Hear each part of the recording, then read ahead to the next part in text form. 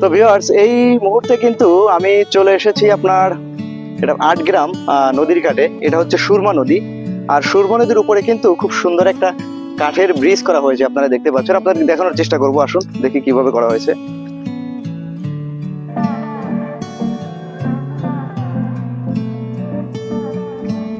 তো ভিউয়ার্স, এই মুহূর্তে কিন্তু আপনাদেরকে আমি নিয়ে যাচ্ছি হচ্ছে ৮ গ্রাম সুরমা নদীতে যে সেতুটি হয়েছে সেই সেতুটি দেখার জন্য বা দেখানোর জন্য।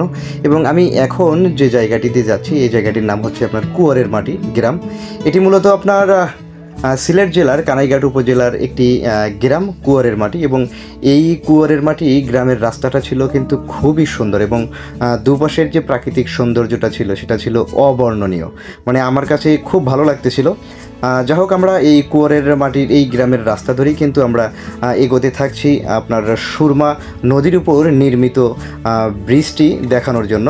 তো আপনারা দেখতে থাকুন এবং আমরা চেষ্টা করব যে যে ব্রিজটি, কাঠের ব্রিজটি তৈরি করা হয়েছে সেই ব্রিজটি কেমন হয়েছে এবং সেখান দিয়ে কী পরিমাণ মানুষ চলাচল করে, এই বিস্তারিত বিষয় এই ভিডিওতে আপনাদেরকে দেখানোর চেষ্টা করব। তো চলুন দেখে আসি।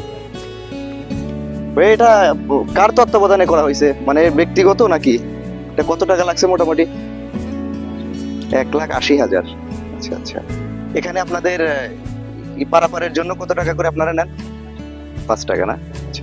তো আপনারা কিন্তু দেখতে পাচ্ছেন যে এখানে খুব সুন্দরভাবে তারা কিন্তু এই কাঠের সেতুটি কিন্তু তৈরি করেছে।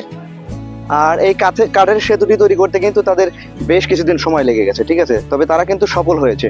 মানুষ ইচ্ছা করলে যে সবকিছু করতে পারে, এটাই তার চাক্ষুষ প্রমাণ। তো আমরা একটু সামনের দিক যাই, দেখি কেমন দেখা যায়।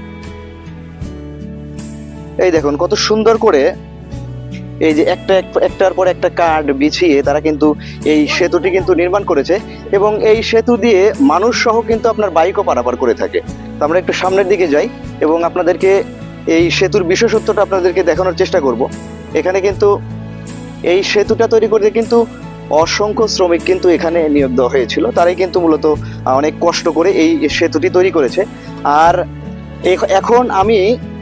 এখন আমি যে নদীটির উপর দিয়ে, যে সেতুটির উপর দিয়ে হেঁটে যাচ্ছি, এই সেতুটা কিন্তু মূলত আপনার সুরমা নদীর উপর স্থাপিত করা হয়েছে। এবং এই সুরমা নদীটি কিন্তু আপনার ভারতের বরাক নদী থেকে চলে এসেছে একটা সুরমা নাম নিয়ে, এই সিলেট হয়ে গেছে, এবং অপরটি কিন্তু কুশিয়ারা নাম নিয়ে জকিগঞ্জের দিকে চলে গেছে। তো আমরা আরেকটু সামনের দিকে যাব এবং এই নদীর ওই পারে কিন্তু মূলত আপনারা যে পাহাড়গুলো দেখতে পাচ্ছেন, এই পাহাড়গুলো কিন্তু মূলত হচ্ছে ভারতের পাহাড়। হ্যাঁ, ভারতের পাহাড়। আর বাংলাদেশের মধ্যে যে ছোট ছোট যে টিলাগুলো দেখতে পাচ্ছেন, এগুলো মূলত বাংলাদেশের মধ্যে। আর সিলেট কিন্তু প্রাকৃতিক সৌন্দর্যে ভরপুর একটা জেলা বা বিভাগ বলতে পারেন, সেটা কিন্তু অবশ্যই আপনারা অবগত আছেন। আসলে তার কোনো বিকল্প নাই।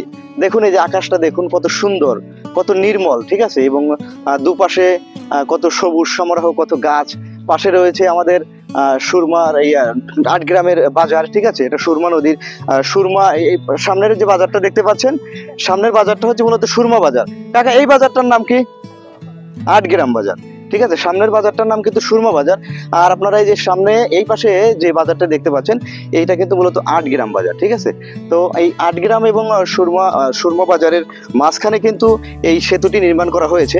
এবং এই সেতুটি কিন্তু সবে মাত্র প্রায় সপ্তাহখানেক হলো এই সেতুটি তারা কিন্তু উদ্বোধন করেছে বা চালু করেছে। এবং এখান দিয়ে কিন্তু অসংখ্য মানুষ অনায়াসেই কিন্তু তারা তাদের দৈনন্দিন জীবনে তারা কিন্তু তাদের প্রয়োজনীয় দ্রব্যাদি নিয়ে তারা কিন্তু পার হতে পারছে। আগে কিন্তু এখানে নৌকার প্রচলন ছিল, তারা কিন্তু এখনো নৌকা আছে। যারা মনে করেন একটু ভারী জিনিস বা অনেক কিছু নিয়ে আসবে, তারা কিন্তু নৌকাতে করে নিয়ে আসতে পারে। আদারওয়াইজ কিন্তু এমনভাবে সাঁকোটা তৈরি করা হয়েছে, আপনি অনায়াসেই কিন্তু এই সাঁকো দিয়ে কিন্তু আপনি চলাচল করতে পারবেন, ঠিক আছে?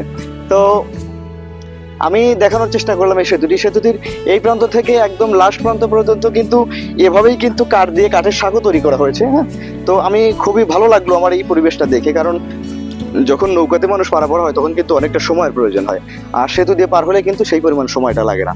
তো আমি বর্তমানে ৮ গ্রামের সুরমা সেতু থেকে আমি সাদ্দাম হোসেন আজকের মতো বিদায় নিচ্ছি। দেখা হবে নতুন কোনো ভিডিওতে। সে পর্যন্ত ভালো থাকবেন, সুস্থ থাকবেন। আল্লাহ হাফেজ।